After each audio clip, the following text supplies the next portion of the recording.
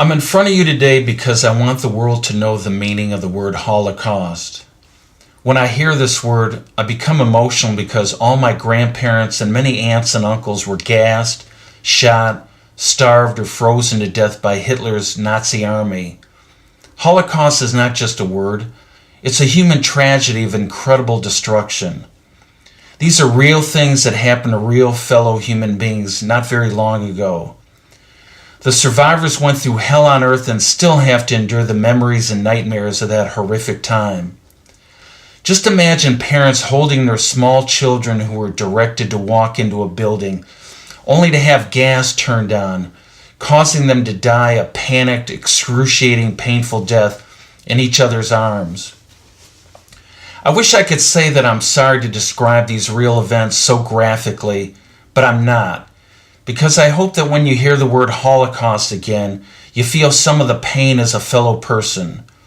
Just imagine if you never heard loving words from your grandparents, aunts, or uncles because they were horrifically killed before you even got to meet them.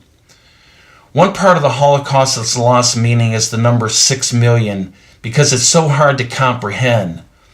6 million is the number of Jews who were murdered. Imagine a football stadium that holds 100,000 people. It would take 60 stadiums filled with people to represent those who died before their time at the hands of the Nazis. We commonly observe 1 minute of silence to remember those who've died. 1 minute of silence for each Jewish Holocaust victim would last more than 11 years. Although most of the suffering in the concentration camps was inflicted on Jews, I'm deeply saddened by the treatment to non-Jews also. The Nazis believed that people with disabilities were not worthy of life. They killed Jehovah's Witnesses who wouldn't denounce their faith and declare Hitler as their savior. They murdered gay people, priests, Sinti and Roma gypsies, communists, trade unionists, anarchists, Poles and other Slavic people, and resistance fighters. They murdered anyone who spoke against them. They believed anyone who was not of German ancestry should be their slaves or die. It's not only that people in the Holocaust perished, it's that we lost future doctors, scientists, and others who would have helped better the lives of all of us. We'll never know how many cures for ailments we could have today that could help you or one of your loved ones. We'll never know how many philanthropists helping the needy we could have today. We'll never know how many of the 6 million Jewish people and millions of others who would have contributed to mankind.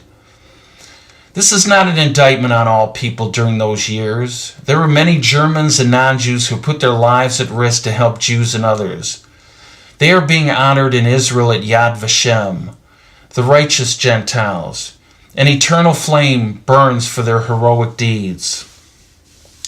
For you Holocaust deniers out there, apparently you did absolutely no research, because if you did, you would see that even to this day, the German government sends a monthly check to each survivor for the pain and suffering they were put through.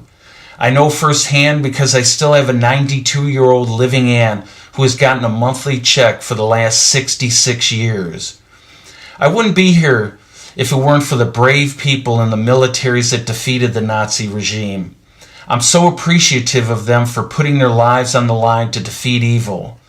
We should all be appreciative of the United States Armed Forces and its allies because the world would be a different place if the Nazis had not been defeated.